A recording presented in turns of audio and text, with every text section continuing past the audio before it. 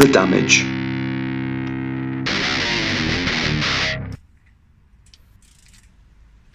Hello and welcome to today's tutorial video in which I'll be showing you how I repair damaged or stripped out threads using a thread repair kit. Now, the damaged threads in question are for this just installed timing chain tensioner. However, at this moment in the video, I haven't yet discovered that they are damaged. Having just repaired the support pin for the timing chain guide on the right hand side, this was a setback that was definitely not needed.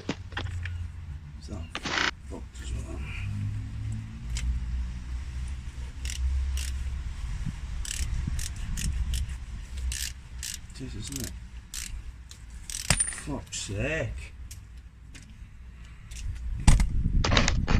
I think I took that quite well.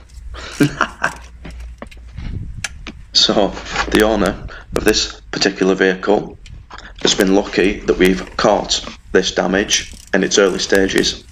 If it had been left to develop further, severe engine damage may have resulted. The timing chain tensioner is now going to be removed and the thread repair is going to be carried out. Choosing a repair kit. While there are various products on the market that will carry out this repair, the two most common that I've come across are Timesert and Helicoil or V-Coil thread insert kits. The kit on screen is a Timesert kit, and that's the one I'll be using, as in my mind it offers a more robust repair. This is the V-Coil kit. While it is up to most repairs, for me it's not going to cut the mustard. The repair process. Once you have selected the correct thread insert for your particular application and the corresponding drill bit, counter bore tool, tap and thread driver, the first stage of the repair process may begin, the drilling. You should have your drill set to its lowest speed so as not to overheat the drill bit and therefore blunt it, although I think this one needs replacing very soon anyway. You also want to drill the hole as square as possible to give the thread repair the best chance of success. When you're happy with the depth of your hole, we need to move on to the counter bore stage, and this is stage 2, and it's going to ensure that the thread insert sits flush with the mounting surface for the timing chain tensioner. Stage 3 is the tapping stage, and this is the most time consuming and most difficult stage. The most difficult aspect is trying to keep the tap square whilst cutting the threads. You will no doubt be lying on your back through the driver's wheel arch, and it's just a complete nightmare.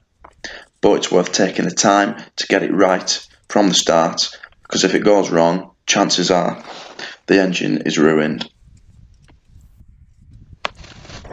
When you feel the tap starting to cut the threads, the technique I use is 1 full turn forwards, quarter turn back, full turn forward, quarter turn back. One thing you should use is a cutting fluid or a penetrating oil if a cutting fluid isn't available.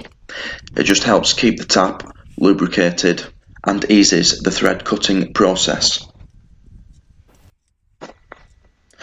Now, it took about 5 minutes to recut these threads and clean out the hole with some brake cleaner and an airline.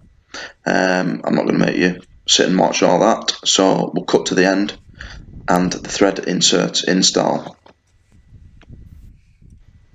When you're happy that you've cut your threads deep enough, what I like to do is remove the tap, clean it out, then run the tap down the hole again.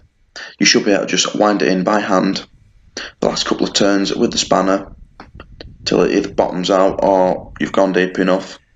Back it off, and then you should be able to remove the tap by hand, and you've got some nice fresh cut threads.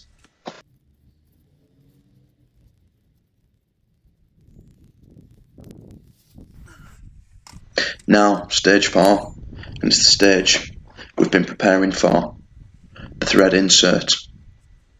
What you want to do, use the thread driver.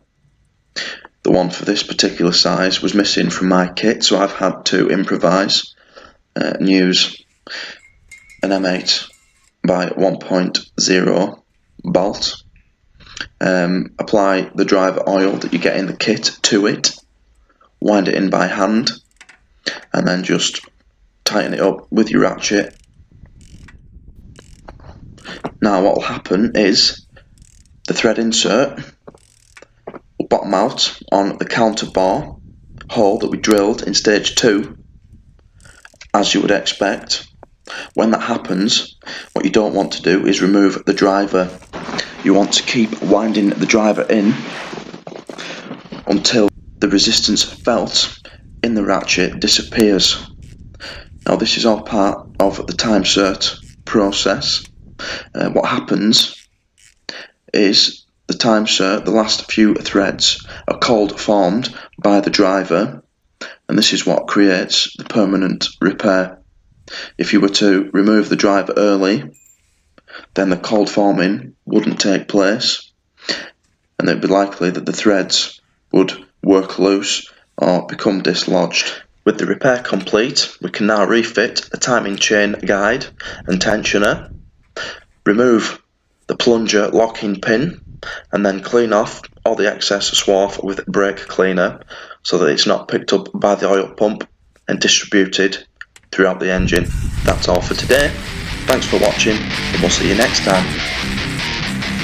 Like, share, subscribe, the Car Lovers channel.